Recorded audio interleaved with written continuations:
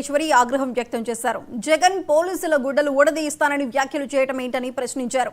సీఎంగా పనిచేసిన వ్యక్తి నాలుగో సింహంగా పరిగణించే పోలీసులను బట్టలు ఊడదీసి కొడతానంటూ వ్యాఖ్యలు చేయటం దారుణమన్నారు.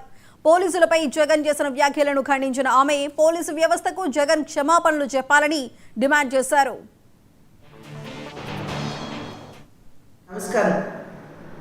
పోలీస్ వారు రాజకీయ నాయకుల యొక్క చొరవతోటో లేదా ఏదో ఒక వ్యవస్థ చొరవతోటో వారి యూనిఫామ్ని సంపాదించుకోరు. కష్టతరమైనటువంటి పరీక్షల్లో వారు ఉత్తీర్ణులై వారు ఆ అర్హతని సాధిస్తూ ఉంటారు. దేశంలో అదేవిధంగా రాష్ట్రంలో కూడా శాంతి భద్రతల్ని కాపాడవలసినటువంటి బాధ్యత వారి భుజాల మీద వేసుకునేటువంటి నాలుగవ సింహంగా పోలీసు వ్యవస్థని ప్రతి ఒక్కరూ కూడా గుర్తిస్తూ ఉంటారు. వారి ప్రాణాలని ఒడ్డి శాంతి భద్రతల్ని కాపాడటంలో వారు ఒక ప్రధానమైనటువంటి భూమికని పోషిస్తూ ఉంటారు. అటువంటి నాలుగవ సింహంగా పరిగణించబడుతున్నటువంటి పోలీస్ వ్యవస్థని ఉద్దేశించి జగన్మోహన్ రెడ్డి గారు బట్టలోడు తీసి కొడతాము అని చెప్పటం ఇది సర్వత్రా ఖండించవలసినటువంటి అంశంగా నేను భావిస్తున్నాను.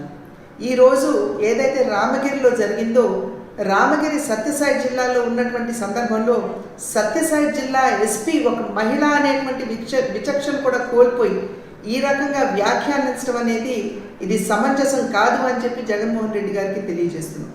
ఈరోజు ఈ పోలీస్ వ్యవస్థలో దగ్గర 5,000 మహిళలు ఉన్నారు అనేటువంటి విషయాన్ని జగన్మోహన్ రెడ్డి గారు గుర్తించాలి. ఇది కేవలం మహిళలు మాత్రమే కాదు, ఆ వ్యవస్థలో పనిచేస్తున్నటువంటి మహిళలు లేదా పురుషులకి సంబంధించి మాత్రమే కాదు, అసలు ఆ వ్యవస్థను కించపరచడం ఈ రకంగా వ్యాఖ్యానించడం అనేది ఇది ఎవరూ కూడా స్వాగతించదగ్గ విషయం కాదు అని చెప్పి తెలియజేస్తూ